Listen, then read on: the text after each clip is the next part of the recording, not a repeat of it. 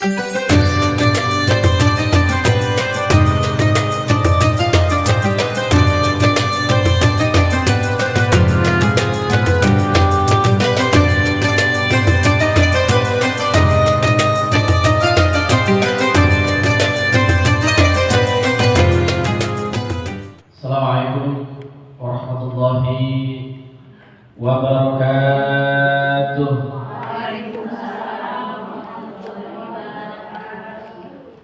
Alhamdulillahirabbil alamin.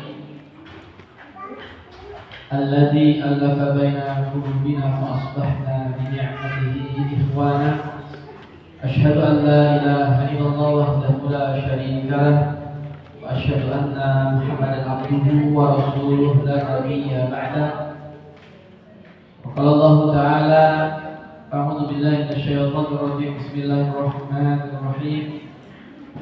Wa daraballahu masalan lil ladzina amanu imra'ata fir'aun idh qalat rabbi ibni li indaka baitan fil jannah wa najjini min fir'auna wa 'amalihi wa najjini minal qaumil zalimin.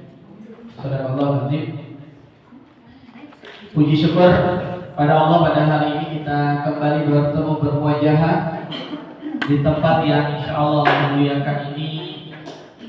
Semoga tiap langkah kita dari rumah kita menuju ke masjid ini menggugurkan dosa kita dan meninggikan derajat kita di hadapan Allah Subhanahu wa taala. Salawat dan salam terlebih juga kepada habibana wa nabiyana wa syafi'ana Muhammad sallallahu alaihi wasallam, kedua hasan kita, suri tauladan kita yang tentunya kita senantiasa berdoa semoga kita kelak termasuk dalam umat yang mendapatkan syafaatul uzma yang dibagi Nabi Muhammad sallallahu alaihi wasallam. Hadirin masyarakat muslimat, jemaah pengajian rutin di Bougainville yang semoga kita pada hari ini bisa sejenak memfokuskan diri kita untuk belajar tentang sesosok wanita yang luar biasa yang kita berikan tema pada pengajian hari ini adalah Asyah, istri soleha di sisi tiran. Tiran apa Ustaz? Tiran apa? Nah, tiran apa? Taunya tiran gitu. Tirani. Ya. Jadi judulnya ini kayak film banget gitu. Asyah, istri soleha di sisi tiran. Ada yang nanya tuh, tiran atau tiran? Kita taunya tiren ya, tiren mati kemarin. Tirani. Tiran ya, sesosok orang yang zalim yang Allah rekam di dalam Al-Quran kisahnya, karena dia berkata dengan sesungguhnya, dengan kesombongannya, dia berkata apa? Faqala ana rabbukumul a'la. Itu ucapannya Fir'aun. Apa itu Fir'aun? Faqala ana rabbukumul a'la. Kata Fir'aun, akulah Rabbmu yang paling tinggi. Nah, hari ini kita akan membahas paling tidak ada 4 poin. Yang pertama adalah tentang bagaimana kronologis pernikahannya antara Asyah dengan Fir'aun. Yang kedua, bagaimana pertemuan Asyah dengan Nabi Musa alaihissalam. Yang ketiga, bagaimana kesabaran Asyah menghadapi Fir'aun. Dan yang keempat, bagaimana akhir kehidupan dari Asyah ini. Ini benar-benar 4 poin yang kita bisa ambil pada pagi hari ini insyaallah. Yang pertama terkait dengan bagaimana kronologi pernikahannya. Kita akan berangkat dari satu biografi sederhananya. Namanya adalah Asyah binti Muzahim. Jadi ayahnya ini adalah Muzahim. Ada sebagian ulama menyatakan bahwa Asiyah ini merupakan keturunan dari keluarga Imran. Muncul pertanyaan, siapa Imran yang dimaksud? Jika Imran yang dimaksud adalah Imran ayah dari Maryam, maka tentu riwayat ini kita lakukan. Kenapa, Bu? Karena jaraknya terlalu jauh. Maryam itu setelah Nabi Musa. Ya. Wa Maryam binata Imran allati ahsanat farjaha.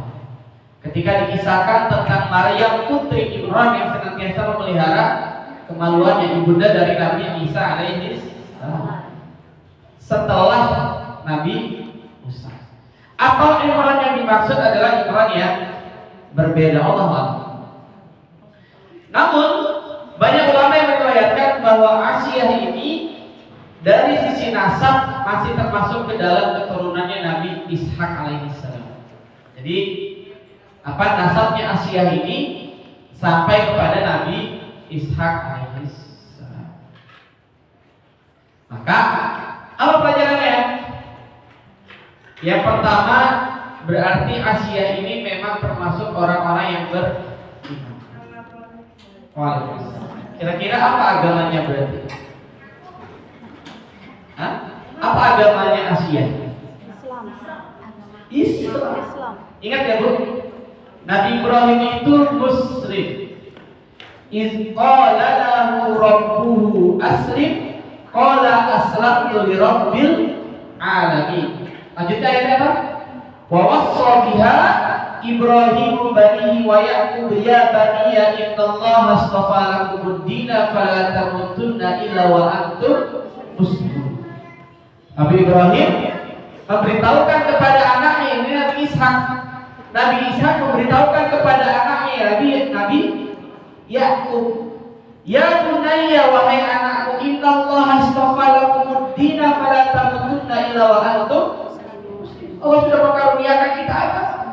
Dan janganlah kalian mati kecuali dalam keadaan sebagai seorang muslim. Hanya saja Islam yang dimaksud di sini adalah Islam dari sisi tauhidnya. Namun syariatnya bukan seperti syariat Nabi Muhammad SAW, tapi syariatnya merujuk pada ajarannya Nabi Ibrahim. Dalam sebagian kitab para ulama menjelaskan agama ini yang dimaksud dengan Islam di sini adalah Islam Hanifiyah. Jadi Islam secara tauhid, tapi syariatnya tata cara ibadahnya merujuk pada syariatnya Nabi Ibrahim alaihissalam. Jadi bisa jadi sholatnya ada, puasanya ada, zakatnya ada, tapi konsepnya tidak seperti konsep Nabi Muhammad SAW. Kita nggak tahu. Jadi mungkin sholatnya ada, tapi nggak tahu sholatnya seperti apa. Allahu. Karena ini jarak dengan Nabi Muhammad sangat jauh. Nah, sebelum saya melanjutkan, ini pelajaran penting. Pertanyaannya, Nabi Muhammad tuh ketemu nggak dengan Asiyah? Nabi Muhammad ketemu nggak dengan Asiyah? Lantas bagaimana Nabi Muhammad bisa tahu bisa tentang Asiyah dan sampai kepada kita hari ini? Ini membuktikan bahwa Al-Quran betul-betul wahyu dari Allah. Ini yang membuat sesosok orang namanya adalah Maurice Buffet. Kira-kira dari namanya orang Jonggol apa Cianjur? Citra. Mana Bu? Ya, Maurice Buffet salah satu peneliti yang dia waktu itu ketika meneliti menemukan 3 muminya Fir'aun. Jadi dulu ada keyakinan bahwa sampai sekarang juga ada, Quran ini adalah buatannya Nabi Muhammad. Nah, si Maurice ini termasuk yang berpikir Quran ini buatannya Nabi Muhammad. Jadi si Maurice ini sebagaimana orang-orang hari ini ya, ada yang menyatakan Quran ini buatan Nabi Muhammad, maka dia bilang Quran ini buatan Nabi Muhammad. Sampai ketika dia menemukan mumi Fir'aun, dia bingung. Bagaimana menentukan mana mumi yang hidup pada masa Nabi Musa? Karena kisah Nabi Musa ini di semua agama-agama samawat ada. Terus dipikir, gimana ya? Akhirnya dicari-cari literatur nggak ada, kan nggak bisa ditanya ibu gimana ibu kalau ibu nemuin mumi. nanya untuk nyari tahu mana mumi hidup pada masa Nabi Musa. Ibu apa itu muminya? Diteliti. Dia telitinya gimana ya? Diajak ngomong nggak bisa, dicek KTP-nya nggak bawa KTP. Kan dia main. Ini waktu itu bingung. Akhirnya Paulis kemudian dia diajak orang yang dibilang coba aja buka Quran. Sampai diketahuilah, oh ternyata Musa yang hidup pada masa Fir'aun itu meninggal lantaran dikejar oleh Fir'aun dan bala tentaranya kan, Fir'aun wa junudihi. Kemudian dia nyebrang, dia selamat, gitu kan? Fir'aun nyata tenggelam. Oh berarti Fir'aun yang hidup pada masa Musa itu matinya tenggelam. Dari situ akhirnya dia berpikir, ini mumi yang 3 dibedah, mulutnya, perutnya dibelek. Ternyata ada salah satu mumi yang memenuhi kriteria mumi yang matinya tenggelam. Dari situ dia berpikir, kalau Quran ini buatannya Muhammad, dari mana Muhammad tahu Nabi Musa meninggal? Gimana?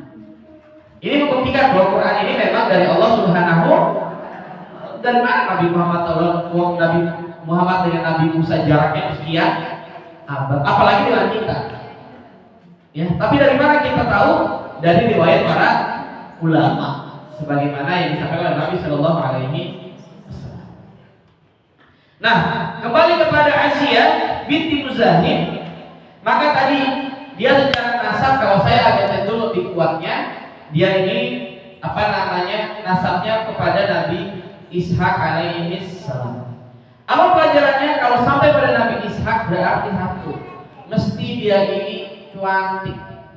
Karena kita pernah kaji masalah itu, bahwa istri dari Nabiullah Ibrahim yang namanya Sarah itu sangat cantik. Makanya nanti keturunannya ada yang sangat ganteng, namanya Nabi Yusuf.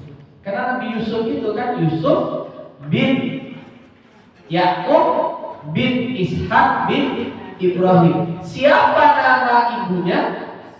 Ibunya Nabi Ishak siapa? Sarah. Makanya ada orang bilang ya, Kak Abing misalnya tulis dalam bukunya, judul bukunya Pudarnya Pesona Cleopatra. Pernah baca ya? Katanya beda zaman kita itu. Ya Kak Abing ada novel itu. Itu kisah tentang laki-laki yang sangat ingin menikah dengan perempuan Mesir. Kata dia tuh, saya kalimatnya dia bilang, orang-orang Mesir itu kalau ada 5 perempuan yang jalan, maka yang cantik ada 6. Karena bayangannya aja cantik. Itu lebay ya.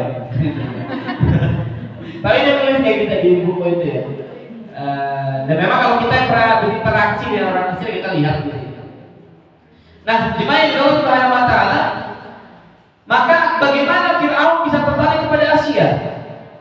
Singkat cerita, Asia ini memang terkenal di kalangan kaumnya. Terkenal dengan wanita yang sangat cantik cerita, kemudian wanita yang sangat baik, ya wanita yang sangat soleha. Pokoknya kembang desa lah. Orang yang terkenal di masyarakatnya. Asia binti Muzahim terkenal baik, terkenal soleha, terkenal cantik kembang desa. Fir'aun waktu itu baru saja ditinggal oleh salah satu istrinya. Fir'aun banyak. Ya, kemudian ditinggal oleh biasa kalau raja kan ada ratu, ada selir ya. Selir. Nah, Fir'aun kepikiran mau menggantikan istrinya yang sudah meninggal dunia. Maka Fir'aun menyuruh Haman. Haman ini salah satu menteri kepercayaan Fir'aun untuk menuju kepada Asia binti Muzahim. Pertanyaan saya, kalau ibu-ibu jadi Asia, ibu terima nggak lamaran Fir'aun? Raja. Kaya raya. Raja loh, kapan lagi bu? Dinikahi oleh raja. Yakin loh, diterima kan? Ada orang datang ke rumah ibu melamar putri ibu. Ya. Orang ini kita tahu akhlaknya buruk, ibadahnya buruk, tapi dia kaya raya, anak presiden misalnya, anak raja misalnya, kaya raya. Terima.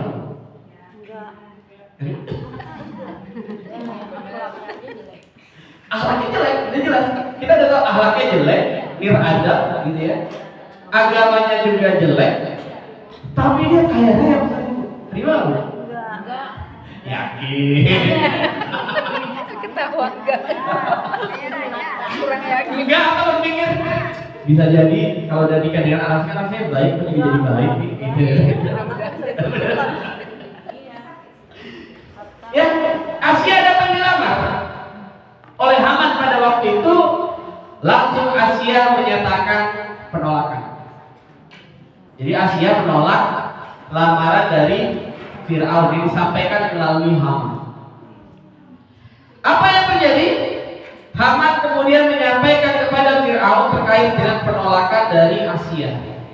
Maka Fir'aun sebagai orang yang berkuasa merasa tidak ingin direndahkan. Apa yang dilakukan Fir'aun? Fir'aun kemudian menyuruh Haman untuk menyeret kedua orang tuanya Asia dan memenjarakannya. Jadi Muzahim, ayah dari Asia dan juga istrinya itu dipenjarakan oleh Fir'aun. Kata Fir'aun, kalau kamu mau orang tuamu bebas, kamu harus bersedia menerima lamaran. Ini kisahnya. Jadi nikah paksa. Apa kata Asia? Asia kemudian berkata kepada utusannya Fir'aun itu, karena gimana jadi bingung ya, dilema. Di satu sisi kalau nggak terima lamaran Fir'aun ini orang tuanya terancam akan meninggal, dibunuh oleh Fir'aun, sudah dipenjarakan. Di sisi lain dia juga menolak. Akhirnya dia memilih mengorbankan dirinya yang mau menikah dengan Fir'aun, asalkan 3 syaratnya yang harus dipenuhi. Tercatat di karya-karya para ulama. Di antaranya yang pertama adalah Asia itu mensyaratkan Fir'aun harus membebaskan orang tuanya dan juga membuatkan rumah untuk kedua orang tuanya. Ya, harus dibebaskan. Kemudian karena udah dizolimi orang tuanya kan, dibuatkan rumah, kemudian lengkap dengan segala perlengkapannya lah gitu ya. Kemudian yang kedua, Fir'aun harus menjamin kesehatan makan dan minum kedua orang tuanya. Ya. Baru kalau itu dua itu sudah dipenuhi, maka Asia bersedia menjadi istri Fir'aun. Jadi memang ada tekanan pada awalnya. Ada tekanan. Akhirnya Asia tinggal di tempatnya Fir'aun dan menjadi istri dari Fir'aun. Ini kisahnya, ya ini kisah tentang nikah paksa.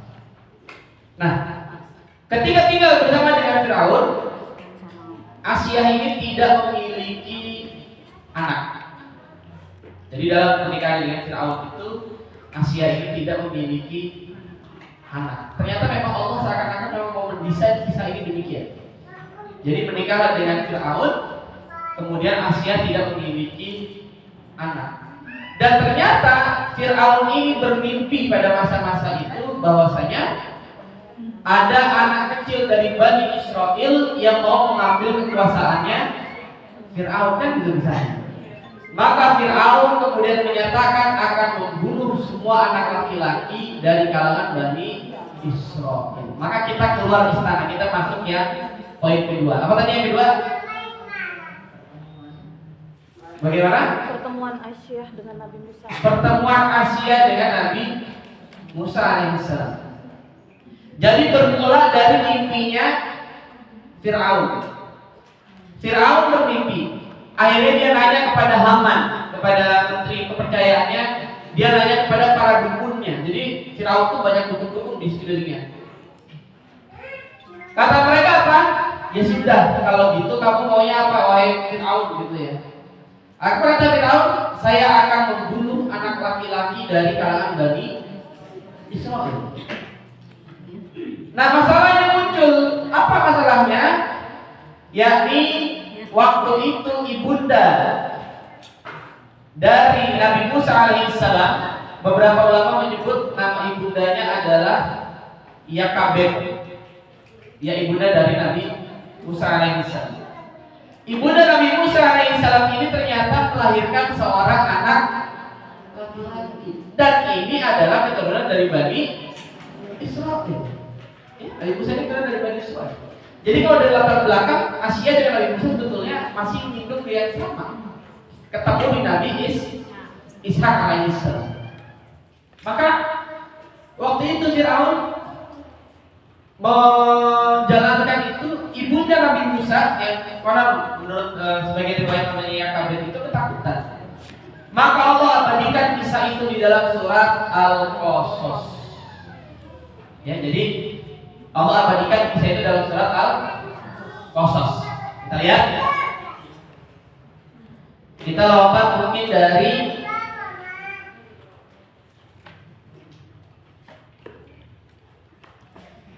ayat 7 saja langsung. Ya. Al-Qasas ayat 7. Sebetulnya kisahnya dari mulai ayat yang pertama ya, Al-Qasas itu. Tapi nanti kita lompat saja dari ayat ke-7 karena waktu kita terbatas. Kita mau ambil pelajaran yang sangat berharga. Saya bacakan paling tidak ayat 7 sampai ayat ke-11 ya.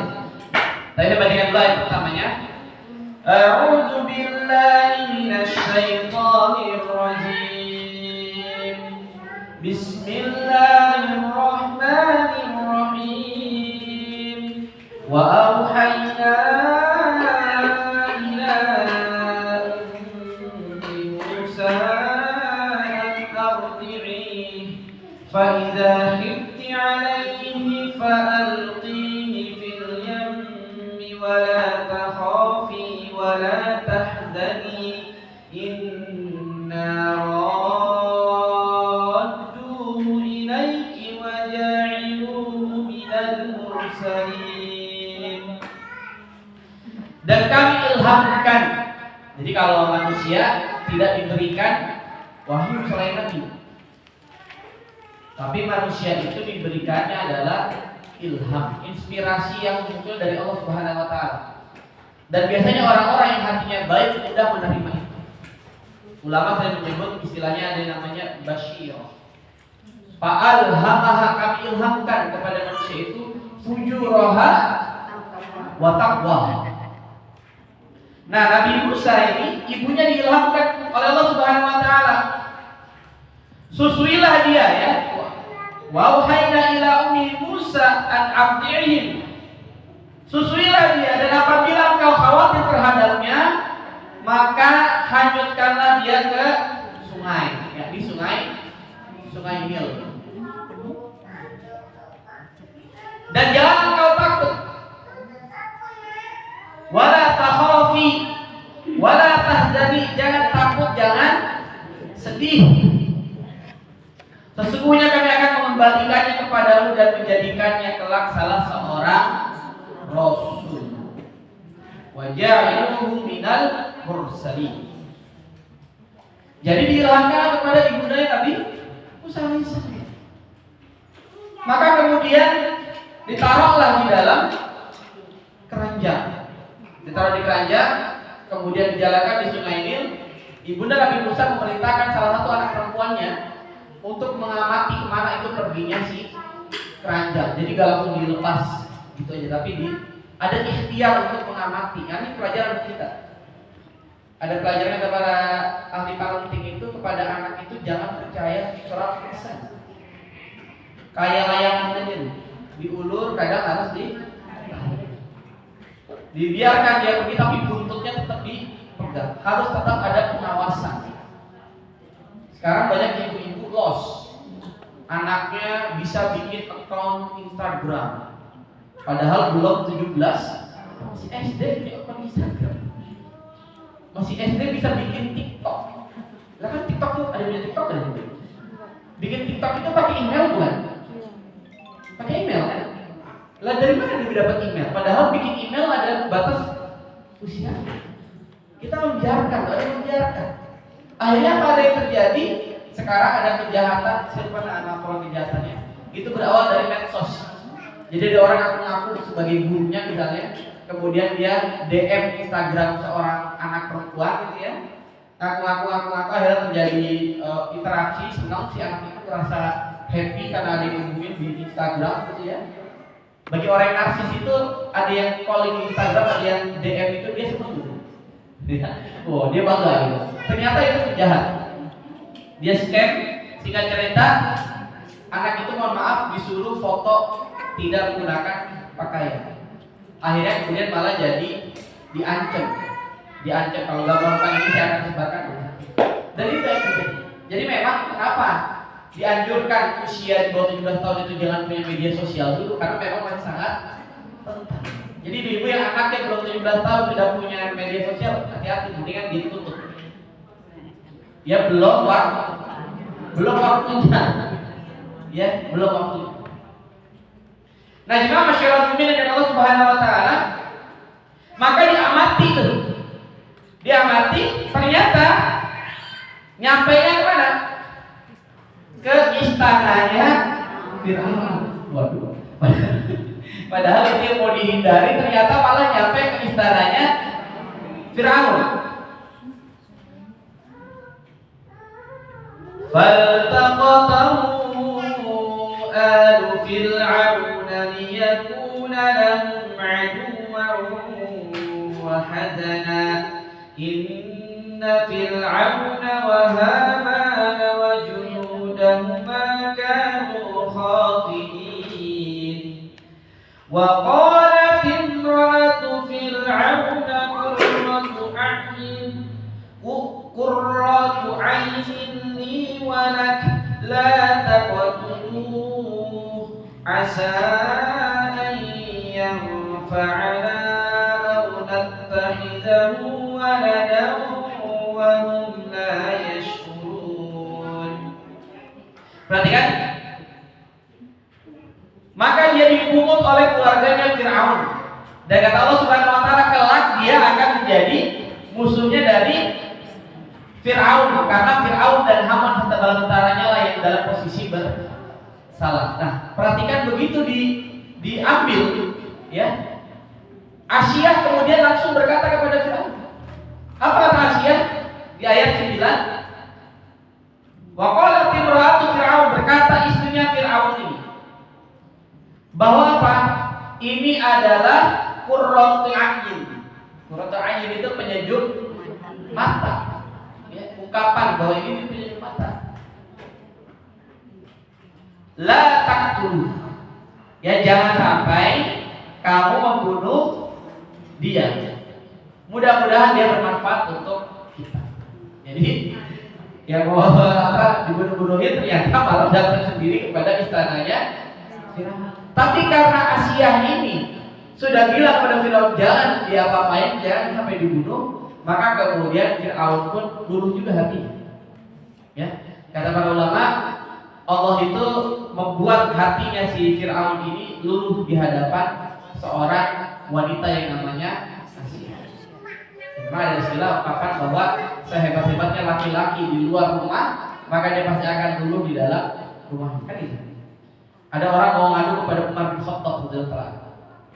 Ya, orang ini mau ngadu karena menganggap istrinya itu galak, sering diomelin sama istrinya. Maka orang ini kemudian mau ngadu, mau ngeluh kepada Umar bin Khattab. Begitu diketok rumahnya Umar bin Khattab, ternyata dia dapati Umar bin Khattab lagi diomelin sama istrinya. Dan Umar diam aja. Umar diam aja.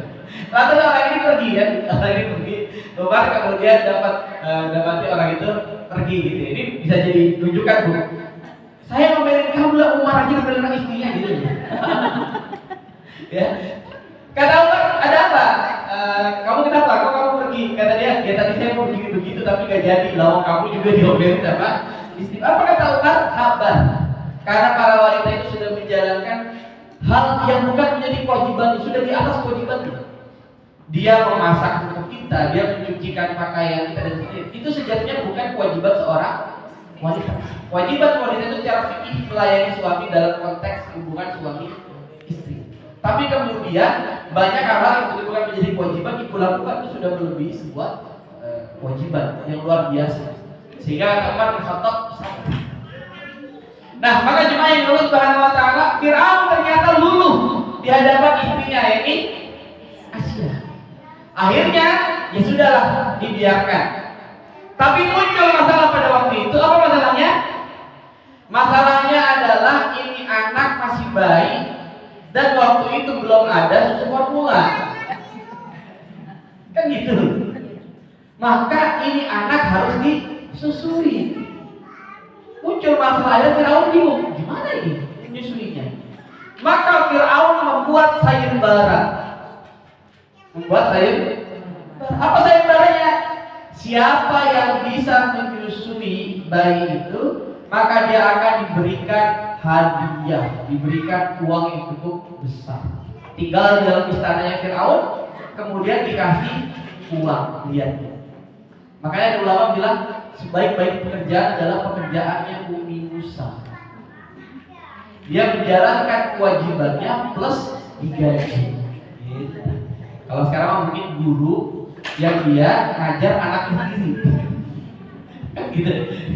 Jadi dia ngajar di sekolah, anaknya boleh jadi muridnya. Jadi dia menjalankan kewajibannya untuk ngajar dan dia juga ngajarin anaknya. Dia menjalankan kewajiban plus di atau apa? Pembimbing umroh, pembimbing haji itu.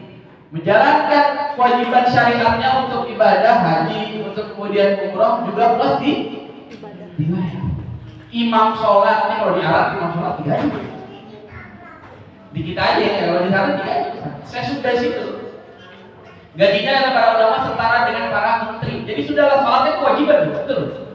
Dia menjalankan kewajibannya untuk sholat plus juga digaji sebagai itu.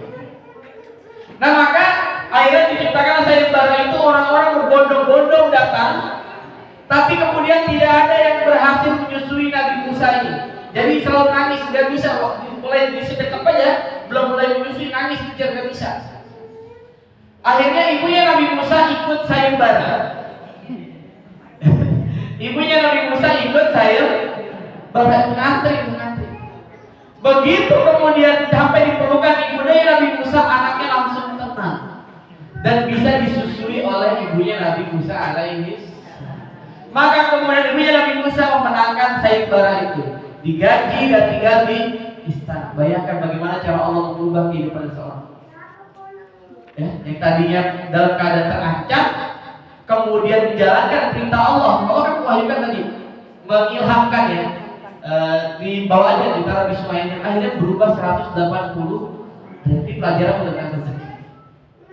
Ya, ikuti saja. Kalau Allah bilang suruh ikuti, ya ikuti saja. Pasti nanti ada hikmah. Ada seorang dosen cerita sama saya. Dia dosen di kampus negeri. Adiknya itu mau masuk kampus itu. Dan dia kebetulan itu posisinya adalah ketua penerimaan mahasiswa baru itu. Jadi adiknya waktu itu daftar di saat dia tuh lagi jadi panitianya gitu. Lagi jadi panitia. Kata dia sangat mungkin untuk dalam tanda kutip melakukan berbagai kecurangan. Gitu ya. Ternyata adiknya ini begitu daftar, kata dia, nilainya memang nggak masuk. Padahal kata dia, seandainya saya mau, dia cerita saya. Seandainya saya mau, saya tinggal ubah atau saya bisa ngomong ke dekannya, pasti diturutin. Adik saya itu bisa diterima mau di panitia. Lalu di panitia dia kenal semua pengurus-pengurusnya itu. Kata si beliau ini cerita ke saya. Akhirnya dia bilang enggak, saya akhirnya nggak bantu dan dia nggak lulus. Kata dia luar biasa itu hujatan dari keluarganya. Kamu gimana sih bukan dibantu adik sendiri gitu. Gitu. Itu terjadi nggak dulu kita? Bukan dibantu adik sendiri, bukan dilolosin gitu. Jadi akhirnya tahan. Akhirnya apa kata dia? Dia bilang udah kamu nggak apa-apa. Akhirnya masuk ke swasta. Dia masuk ke swasta, ternyata begitu lulus dia kemudian malah dapat pekerjaan yang sangat luar biasa baik. Kata dia, seandainya waktu itu dia masuk karena cara korupsi saya, karena KKN saya, bisa jadi rezeki yang diterima hari ini rezeki yang haram. Ya kan?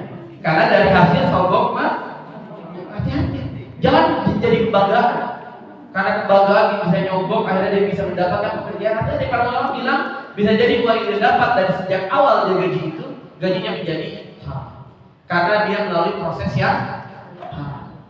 Dia cerita sama saya betapa awalnya keluarganya itu ketika saya maki-maki dia lah, kamu jadi panitia bukannya bantuin keluarga gitu. Tapi ternyata sekarang akhirnya balik. Sebuah orang ya ternyata dia bisa menjadi seseorang tanpa ada campur tangan kecurangan dari keluarganya. Seringkali kita berani melabrak aturan Allah Subhanahu Wa Taala demi keluarga kita, betul? Padahal bisa jadi ada pelajaran berharga. Perhatikan ibunya Nabi Musa alaihissalam, ternyata dengan sangat mudah Allah kemudian mengubah hidupnya. Yang tadinya susah, malah kemudian bisa menyusui anaknya di istana sang raja, dapat gaji pula. Ya, jangan pernah takut untuk menjalankan syariat Allah. Nah, jemaah masyarakat muslimin yang Allah Subhanahu Wa Taala, maka kemudian singkat cerita Fir'aun itu sempat berubah juga, sempat oleng juga, Bu. Waktu Nabi Musa kecil, Fir'aun itu sempat oleng juga karena ada riwayat Nabi Musa itu beberapa kali narik janggutnya Fir'aun. Fir'aun sempat marah dan sempat akhirnya menghubungkan mimpinya dengan kehadiran Nabi Musa. Ya, singkat cerita menurut beberapa riwayat itu Fir'aun sempat mau membunuh Musa kecil, tapi istrinya menjawab jangan. Dia hanya seorang anak biasa. Apa buktinya? Diambillah arang. Diambillah arang, kemudian diambil makanan gitu. Lihat dia pilih yang mana. Ternyata Nabi Musa pilih arang, kemudian memakan arang itu. Inilah riwayat yang menyatakan kenapa para ulama bilang Nabi Musa itu lidahnya cadel, sehingga membutuhkan Nabi Harun. Dan akhirnya terkenal Rabbi shrah li sadri wa yassir li amri wahlul 'uqdatam min lisani yafqahu qawli. Ini menurut beberapa riwayat. Allah a'lam benar atau tidaknya kita tidak tahu. Tapi ada riwayat itu bahwa Nabi Musa itu cadel karena waktu kecilnya sempat makan arang. Jadi pelajarannya apa, Bu? Jangan pernah izinkan anak makan mungkin kan? Nah, jemaah yang dimuliakan Allah Subhanahu Wa Taala, maka kemudian Asia tetap bertahan dengan keimanannya, tidak diketahui oleh Fir'aun. Jadi Fir'aun itu nggak tahu bahwa selama itu Asia tetap beriman. Menurut beberapa riwayat baru ketahuan ketika salah satu orang kepercayaannya namanya Masyitoh. Masyitoh ini salah satu orang kerabatnya Fir'aun yang dia diketahui Masyitoh ini juga beriman. Ya, Masyitoh ini beriman, akhirnya Masyitoh itu kemudian dihukum mati. Masyitoh itu kemudian dihukum mati. Nah, ini perhatikan, saya bacakan tadi riwayat yang sebelum masuk ke Masyitoh itu. Diriwayatkan di sini ketika itu Fir'aun sedang menggendong Musa. Tiba-tiba Musa itu menarik janggutnya Fir'aun. Fir'aun kemudian merasa bahwa itu adalah ancaman dan Fir'aun lalu menghubungkan dengan mimpi dia di awal cerita bahwa ini jangan-jangan adalah ancaman. Akhirnya kata Asia, coba saja berikan bara api dan juga emas, bukan kue di sini. Bara api dan emas, kita lihat saja. Dia pilih mana? Ternyata Nabi Musa memilih bara api. Ini membuktikan kata Asia bahwa ini adalah manusia biasa, enggak menjadi ancaman buat wahai Fir'aun. Karena waktu itu Fir'aun sempat ingin membunuh Nabi Musa yang saat itu masih kecil. Nah, sehingga kita masuk pada Masyitoh. Masyitoh itu ketahuan sebagai seorang beriman, akhirnya kemudian Fir'aun menyiksa Masyitoh. Jadi Fir'aun itu menyiksa Masyitoh. Akhirnya merembetlah karena Masyitoh itu kawan, maka Fir'aun menyisir siapa saja orang yang beriman di dalam istananya Fir'aun. Ternyata ujungnya diketahui yang juga beriman kepada Allah di masa itu adalah istrinya. Kira-kira apa yang diambil? Sikap apa yang diambil oleh Fir'aun? Akhirnya Fir'aun menghukum istrinya sendiri. Dikatakan ini kata para ulama berawal dari pembongkaran yang dilakukan oleh anak itu salah satu anaknya Fir'aun, bahwa Masyito itu tidak menganggap Fir'aun sebagai Tuhan. Akhirnya Asia dihukum, hukumannya apa waktu itu? Diletakkan kakinya itu di dalam tanah yang dipendem, kemudian di atasnya itu ditaruh pasak dari beton. Nah, Asia tetap menyatakan bahwa Firaun itu bukan Tuhan. Maka doa Asia direkam oleh Allah Subhanahu wa taala di dalam surat At-Tahrim ayat ke-11. Dibuka Bu, surat At-Tahrim ayat ke A'udzu billahi minasy syaithanir rajim. Bismillahirrahmanirrahim. Wa daraballahu masalan lil ladzina amanu ra'ata fir'aun id qalat rabbi ibni بيتا في الجنة ونجني من فرعون وعمله ونجني من القوم الظالمين. Kata Allah Subhanahu wa taala, wa daraballahu masalan lil ladzina amanu ra'ata fir'aun.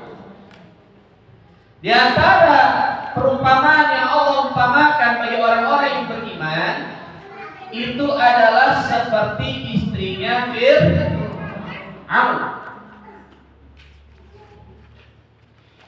Ketika dia mau disiksa itu, dia berkata, "Isqalat rabbi banili indaka baitan fil jannah." Ya Allah, bangunkanlah untukku sebuah rumah di dalam surga. Jadi kata para ulama, di antara hadiah dari Allah Subhanahu wa taala kepada seorang wanita yang soleha adalah dibangunkan baginya rumah di surga. Ibu-ibu mau rumah di surga, Bu?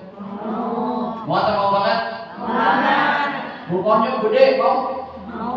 Lebih gede dari dunia dan sisinya, mau? Lebih gede dari Citra Indah, mau? Siap beresinnya, Bu? Beres-beresnya gimana? Nggak bisa habis. Gak usah mikirin ya Bu ya, gak usah dipikirin. Gak usah mikir. Jangan nanti siapa gak pernah di surga punya kemudian rumahnya. Capek kalian ya. Ya. Kata para ulama, seorang wanita salehah ketika dia taat kepada Allah, Rasulnya dan kepada suami, maka yang pertama dia boleh masuk surga dari pintu mana saja. Kecuali pintunya Doraemon.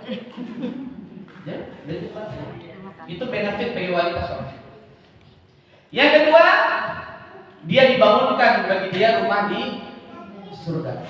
Ini merujuk dari riwayat permintaan Asia agar minta dibangunkan rumah di surga. Apa pelajarannya? Walaupun seorang suaminya ingkar kepada Allah Subhanahu wa taala, tapi itu tidak membuat seorang istri tidak berpeluang mendapatkan pahala di sisi Allah Subhanahu wa taala. Gitu Bu. Jadi ujian kehidupan itu ada bermacam-macam. Di antaranya ada orang yang Allah uji dengan suami. Ya, ada mungkin seorang ibu, ibunya rajin ke majelis taklim, suaminya rajin ke diskotik. Ada kayak gitu ya, mungkin ada aja. Ya, saya pernah dengar juga di perumahan di Citra Indah salah satu tempat ditanya kepada saya, ibu majelis taklim gimana ya suami saya supaya rajin ke masjid. Gimana motivasi suami supaya rajin bekerja? Emang suaminya rajin apa? Rajinnya main games ya. Suaminya mungkin Gen Z atau milenial yang senang main games. Nah, jemaah yang Allah Subhanahu wa taala, apa kata Asia di dalam doa ini? Wa najjini min fir'aun wa 'amalihi. Selamatkanlah aku dari Fir'aun dan juga perbuatannya. Wa najjini minal qaumil zalimin. Selamatkanlah aku dari kaum yang zalim. Namun ternyata sebagian ulama meriwayatkan Akhirnya Asia ini tetap meninggal di kezalimannya Fir'aun, disiksa oleh Fir'aun. Dia tetap meninggal dunia, disiksa oleh Fir'aun. Jadi tidak kemudian selamat. Ini pelajarannya apa, Bu? Bahwa bisa jadi kematian itu justru kebaikan. Jadi kita melihat misalnya orang yang sudah sakit parah gitu, bisa jadi kematian itu jauh lebih baik baginya ketimbang hidup tapi juga tidak bisa apa-apain gitu. Tapi juga jangan pernah berharap udah mati aja di dua jam cepat. Sabar gitu. Sabar. Nah, kemudian jemaah yang Allah Subhanahu wa taala, bagaimana Asia berkontribusi terhadap pendidikannya Nabi Musa alaihissalam. Jadi waktu Nabi Musa tinggal di dalam rumahnya Fir'aun, interaksi dengan Asia adalah interaksi antara ibu angkat dengan anak angkat. Tapi keduanya terjalin dalam bimbingan tauhid, dalam bimbingan akidah. Jadi ternyata ada pelajaran berharga. Ada pelajaran berharga bahwasanya Nabi Musa alaihissalam kendati tinggal di tempat seorang yang sangat kafir yang mengaku sebagai Tuhan. Kalau Allah takdirkan dia bertemu dengan orang baik, maka tetap ada kebaikan di situ. Jadi kalau anak ibu tiba-tiba dapat beasiswa kuliah di Jerman misalnya, ibu izinin nggak? Kalau orang tua, kalau saya tergantung. Kalau anak perempuan mungkin saya nggak izinin. Kecuali dia udah nikah, udah berkeluarga, mungkin baru saya izin. Tapi kalau anak laki-laki saya akan izinkan. Tergantung ya, beda-beda orang tua. Tapi maksudnya jangan pernah berpikir bahwa kemudian ketika dia misalnya pergi belajar di tempat kafir, dia lulus langsung jadi orang kafir gitu. Jangan. Ya Pak Habibie di Jerman berapa tahun gitu, tetap saja jadi orang baik. Buya Hamka itu pernah dikritik. Ada orang bilang gini, Buya, saya pergi ke Mekah, ternyata di Mekah saya dapati ada orang-orang yang jahat. Berarti gimana tuh Buya? Kata Buya Hamka bilang gini, saya pergi ke Amerika, saya tidak ketemu tuh pezina, saya tidak ketemu tempat diskotik, saya tidak ketemu orang-orang yang aneh-aneh, saya ketemunya juga orang-orang yang baik. Kata Buya, kita akan bertemu dengan apa yang kita cari. Jadi kalau bicara masalah tempat maksiat, jangankan di Eropa, jangankan di Amerika, di sini ada nggak? Di sini kemungkinan ada, cuma kita nggak tahu aja, karena kita nggak nyari. Kalau terjadi mungkin ada aja, kita nggak tahu, kan gitu. Jadi kita lihat kita harus bertemu dengan apa yang kita cari. Jadi Nabi Musa alaihissalam walaupun tinggal di Fir'aun, tetapi ternyata Allah takdirkan Nabi Musa tetap bertemu dengan kelompok-kelompok yang baik. Ya, dengan kelompok yang baik. Ini dalam hal ini adalah istrinya Fir'aun, yakni Asia. Maka ini pelajaran bahwa di antara penjagaan Allah kepada orang-orang baik adalah Allah mempertemukan orang-orang baik ini juga dengan orang-orang yang baik. Jadi Bu, ketika ibu-ibu tinggal di sini ketemu dengan lingkungan yang baik, ketemu dengan ibu-ibu yang sama-sama suka ngaji, sama-sama senang di majelis ta'lim, itu tanda-tanda kebaikan dari Allah. Ya, alhamdulillah. Makanya ada kaidah bagaimana sebelum memilih rumah pilihlah tetangga. Al-jaru qoblad daru.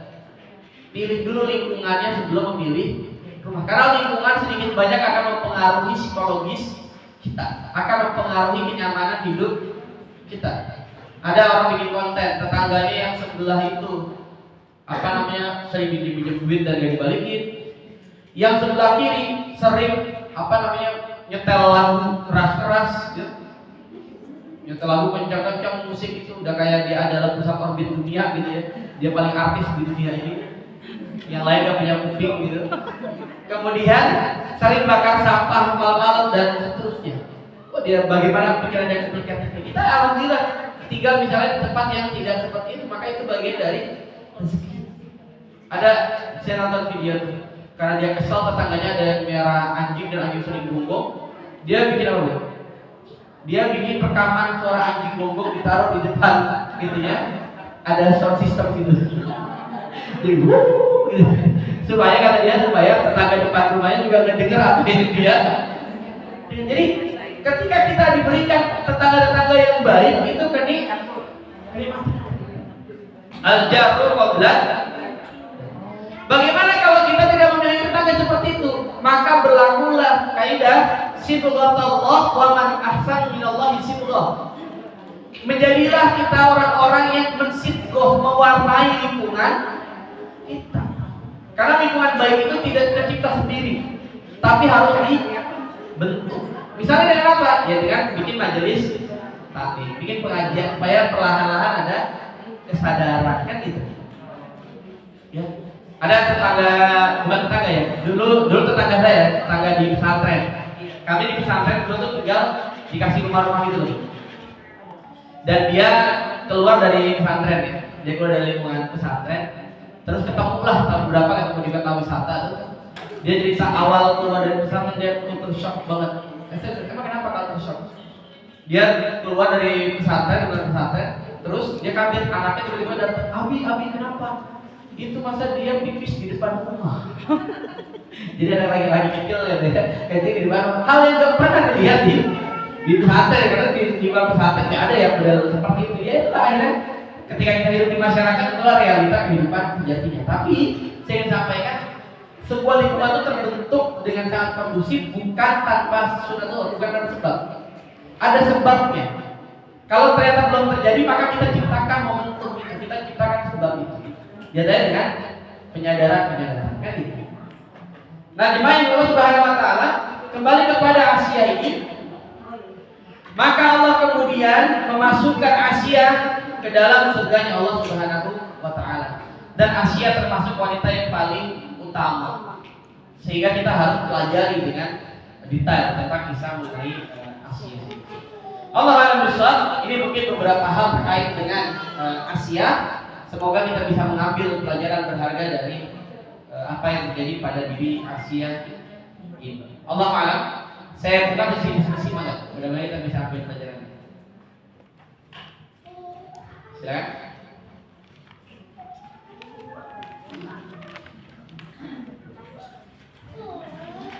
Jadi tadi ada di surat Al-Qasas dan At-Tahrim. Misalnya di Al-Qasas dan di At-Tahrim. Enggak?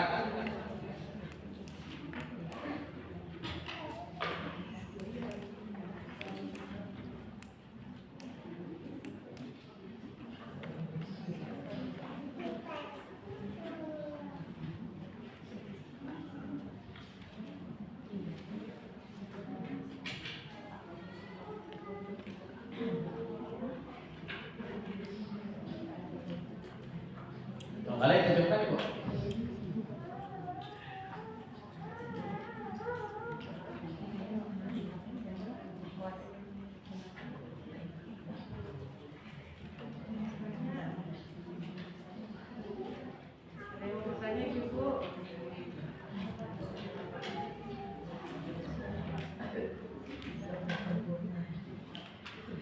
Udah paham guys. Baik, kalau tidak ada, kita ambil paling tidak 3 poin penting dari kisah ini. Yang pertama, selama kita hidup, Allah pasti menguji kehidupan kita. Allah bilang, tiap kita itu akan diuji. Walana berbuat bisyai'in minal khawfi wal ju' wa naqsin minal amwali wal anfusi was samarat wa basyiris sabirin. Kita tuh akan diuji Allah Subhanahu wa taala. Kami akan menguji kalian Allah Subhanahu wa taala. Yang pertama dengan khauf. Khauf apa? Ketakutan. Wal ju'. Al-ju' itu apa? Kelaparan. Wa naqsin minal amwal.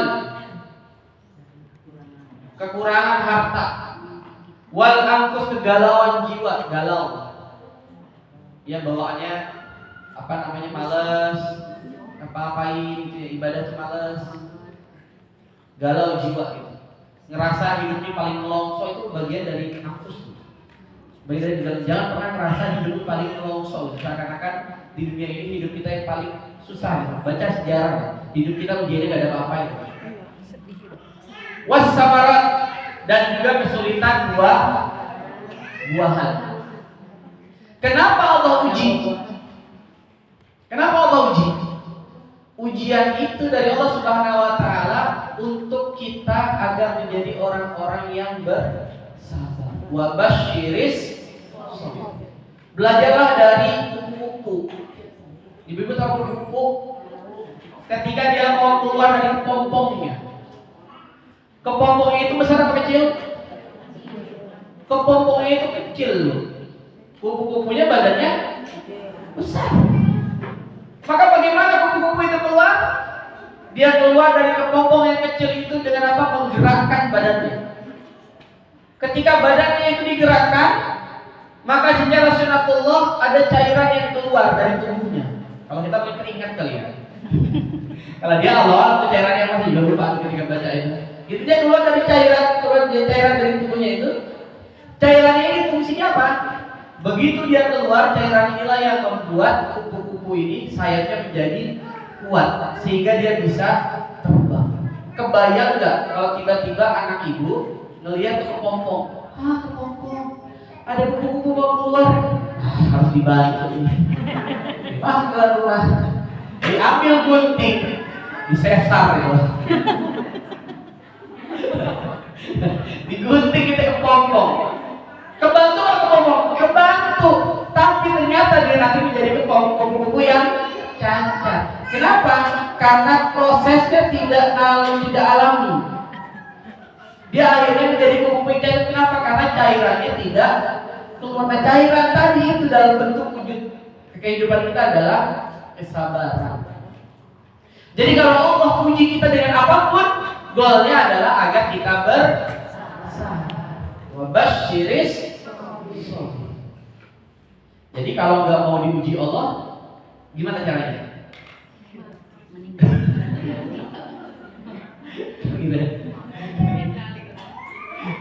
Ya, ya jadi selama kita hidup pasti akan ada jalan keluar. Atau dalam ayat lain Allah bilang laqad khalaqnal insana fi kabad. Kami ciptakan manusia itu dalam kesusah payahan. Nah, kadang-kadang ujian itu ada yang berasal dari ring satu kita. Ada yang diuji dengan istri atau suaminya, ada yang diuji dengan anak-anaknya, ada yang diuji dengan harta. Yang diuji dengan harta, ada yang diuji dengan harta yang sangat banyak, ada yang diuji dengan harta yang sangat sedikit. Wa naqsim minal amwal. Yang diuji dengan harta yang sangat banyak, ada yang kemudian karena dia merasa kaya raya bisa membeli apapun, maka dia menjadi sombong, dia menjadi arogan. Akhirnya anaknya foto-foto di depan Rubicon misalnya, jadi sombong dia, dan seterusnya. Maka orang-orang beriman, kata Allah Subhanahu wa taala para ulama, orang-orang beriman itu urusannya semua baik. Tatkala dia miskin, maka dia bersabar. Tatkala dia kaya, maka dia bersyukur. Tatkala dia sakit, sakitnya menggugurkan dosa. Tatkala dia sehat, sehatnya dimanfaatkan untuk ibadah. Tatkala dia meninggal dunia, meninggalnya mendekatkan diri dia kepada Allah Subhanahu wa taala. Jadi tinggal angle-nya aja kita ambil. Jadi kalau ada orang soleh, soleha lagi sakit, Bu, sabar, insya Allah sakitnya menggugurkan dosa. La ba'sa tahurun insya Allah. Itu adabnya, Bu, menyemangati. Jangan tipu orang, Bu, ini nggak bisa bilang. Kalau kita sangat dekat mungkin bisa bilang aja ya. Karena kita sangat dekat kita tahu kayak dia. Tapi kalau kita tidak dekat sama dia, jangan sekali-kali yang menasehati orang. Jadi yang lebih berhak menasehati adalah yang paling dekat. Kadang-kadang nggak netizen di internet tuh kenal juga enggak nasehatin orang. Dan seringkali kita harus tahu dalam adab berbicara ngobrol, orang itu ada yang cerita kepada kita misalnya. Ketika orang itu mengeluh kepada kita, curhat sama kita, ada dua kemungkinan. Yang pertama, memang dia butuh nasihat kita, maka kita perlu nasihati. Yang kedua, dia juga butuh nasihat kita, tapi dia cuma butuh telinga doang. Jadi kita, apalagi kalau kita bukan orang yang dekat banget, kita tanya, oke, udah kita dengerin ya, jadilah pendengar yang baik gitu. Selesai jadi pendengar yang baik, kita dengerin dia pokoknya A sampai Z. Tahan, jangan langsung komen dulu gitu loh. Kadang-kadang ini yakinnya kita nggak siap jadi pendengar yang baik lah. Orang lagi cerita kita langsung, akhirnya dia malas cerita. Ini baik terjadi pada Gen Z. Ini baik terjadi pada anak-anak, karena saya banyak interaksi sama mahasiswa ya. Sama mahasiswa, sama anak-anak, karena mereka merasa tidak ada yang mau jadi ibu kalau anak-anak cerita, kalau orang lagi cerita, dengerin aja dulu. Dengerin, oke, oh iya. Udah selesai tanya, ini mau minta solusi atau cuma didengerin? Jadi kita tahu posisinya. Karena kadang-kadang ada orang memberikan nasihat, maksudnya nasihat, tapi penerimaannya jadi berbeda. Orang datang ke rumah orang, dia bertamu, ternyata rumahnya itu kecil, ya, tipenya tipe yang paling kecil, rumahnya masuk kategori SSSSSSS. Rumah sangat sederhana sekali sampai selonjoran saja. Ya, padahal di keluarga baik-baik aja sebetulnya, tapi karena kita komentarin tanpa dia minta, komentarnya apa? Kamu kan anaknya banyak, masa rumah kamu kecil amat, suami kamu tega amat. Begitu dia keluar dari rumah, ini si ibu yang tinggalin tega. Ini juga ya, suami saya tega. Akhirnya tadinya dia terima dengan kondisi itu, jadi enggak hati-hati. Itu kata siapa ya? Kata siapa? Karena kita jalan-jalan, kita nggak bisa tahan. Jadi tanyakan, ini perlu nasihat atau mohon butuh pendengar aja. Ini yang benar, bahwa ujian itu selalu terjadi, dan ujung dari ujian adalah wabasyiris sabirin. Bagaimana Asia diuji oleh Allah Subhanahu wa taala dengan ujian dari suaminya, tapi ternyata suaminya adalah jalur Asia menuju surganya Allah Subhanahu wa taala.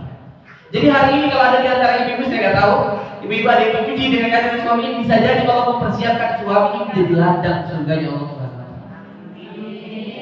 Jadi malah harus termanjanya, oh alhamdulillah, ternyata memang Allah ingin saya seperti Asia. Walaupun alhamdulillahnya bu, sejelek-jeleknya suami ibu, sejahat-jahatnya suami ibu, pasti gak akan lebih jelek dari Firaun. Ya kan pasti gak, saya yakin gak ada suami ibu yang ngaku-ngaku jadi Tuhan kan pasti. Paling banter suami ibu, paling banter ngaku-ngaku sebagai Ultraman. Karena survei membuktikan, ya, ada penelitian 65% laki-laki dewasa di Indonesia itu menganggap dirinya punya jati diri sebagai Ultraman. Itu ada penelitian itu. Paling banyak sebagai Ultraman superhero. Kalau saya tuh enggak, saya tidak termasuk 65%. Saya termasuk 35% karena saya bukan Ultraman, saya lebih ke Spider-Man. Ya maksud saya paling banter suami itu mengaku sebagai superhero gitu. Tidak akan mengaku sebagai superhero.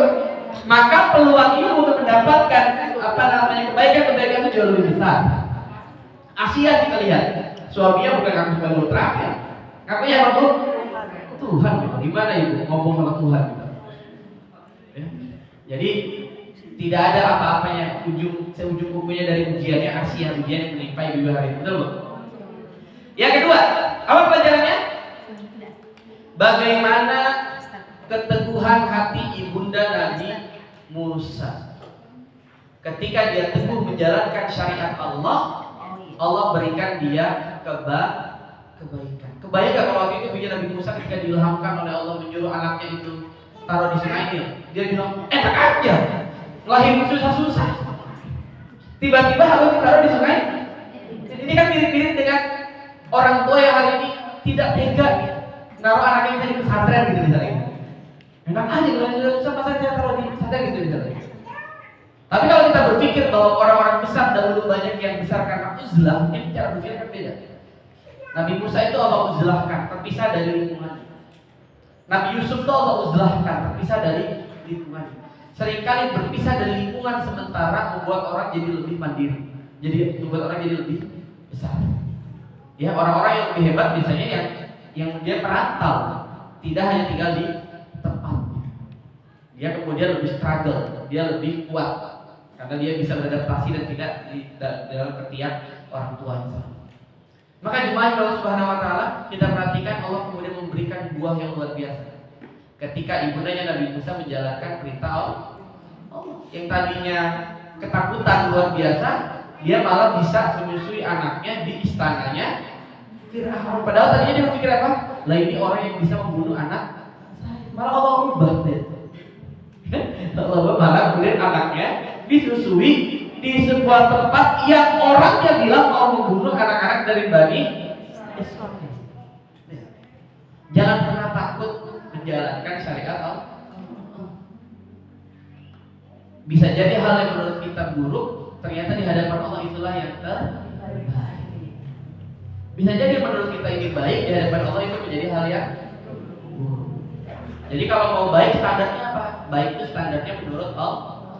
Jadi jangan pernah merasa bisa gini, ih ibu-ibu ngapain sih ngaji mulu, kan ya tokoh nasional kita bingung katanya. Dengan ibu-ibu Indonesia kok hobinya ngaji. Lah kita bingung dengan dia, dan tua belum ngaji. Jangan jadikan dia sebagai standar.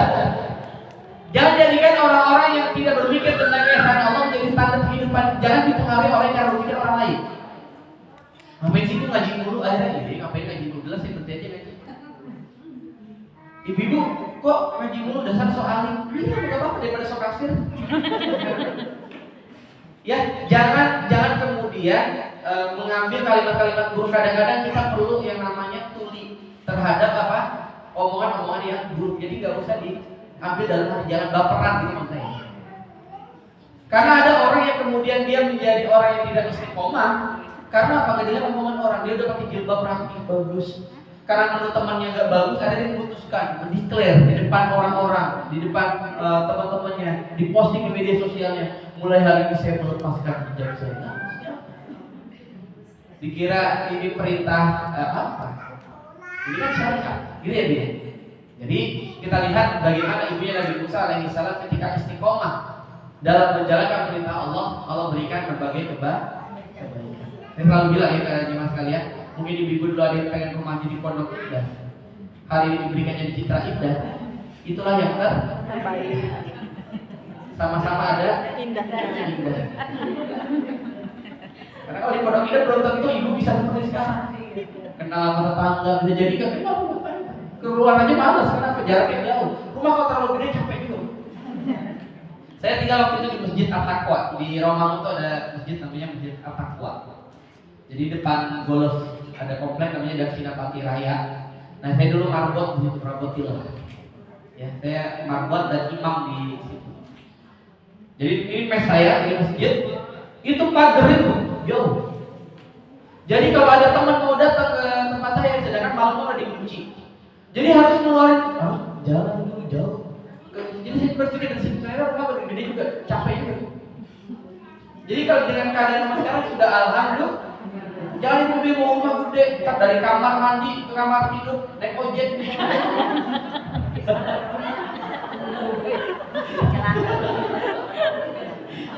Jadi alhamdulillah, syukurilah ya ada. Makanya kata para ulama kan, urusan dunia lihatlah ke bawah. Maka kita akan bersyukur. Urusan dunia lihat ke atas, pasti gak akan bersyukur. Gak akan ada habisnya, betul? Ibu udah punya mobil 10 pun pasti akan merasa kurang kalau lihatnya ke atas. Tapi kalau lihatnya ke bawah, alhamdulillah. Kan gitu. Yang punya motor lihatnya kayak yang punya sepeda. Alhamdulillah masih punya motor mana-mana, tinggal gereng doang. Ada orang mana-mana harus yang punya mobil satu lihat yang baru punya motor. Alhamdulillah punya mobil walaupun butut, ada mobil kan gitu. Tapi yang punya mobil kalau lihat itu yang punya Lamborghini, ini mobil jadi enak gitu. Yang punya Lamborghini lihat yang punya private jet, ya. Ini mobil jadi enak. Makanya kata para ulama, kalau urusan dunia lihat ke bawah, urusan akhirat baru lihat ke atas. Maka itu untuk kita lebih bersyukur. Sehingga apa? Enggak ngoyo. Karena ada orang yang ngoyo. Apa kalau bahasa Jawanya, bahasa Jermannya, kajian tekor, nu penting kasohor. Dia rela tuh tekor, rugi habis-habisan. Kredit ini, kredit itu, yang penting terkenal. Kesohor sebagai orang kaya. Padahal hidupnya malam-malam dia nggak tenang. Aduh, besok gimana bayarannya kredit? Segala macam di kredit, sampai panci di kredit. Lalu orang-orang mati berpikir ya dia baru beli kalau dia punya. Gak punya sabar. Yang ketiga terakhir, hadirin dari Allah Subhanahu Wa Taala, orang-orang zalim akan menemukan akibatnya sendiri.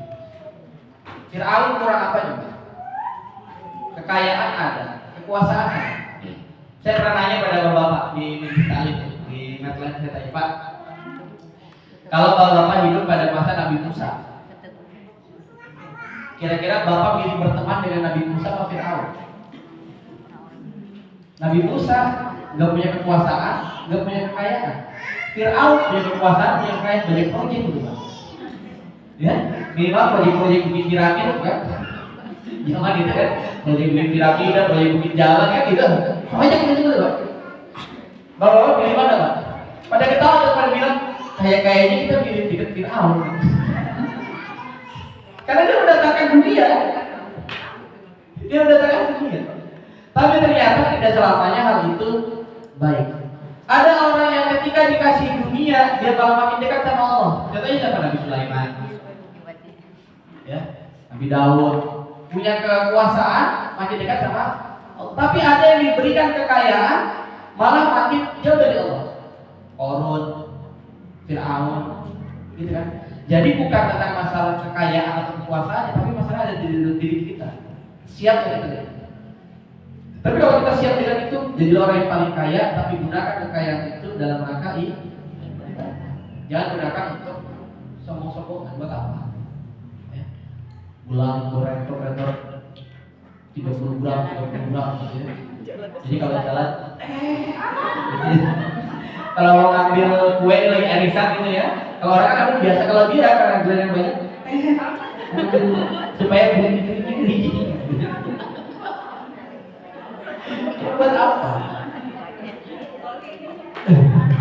Tidak, kalau kita tidak perlu validasi orang.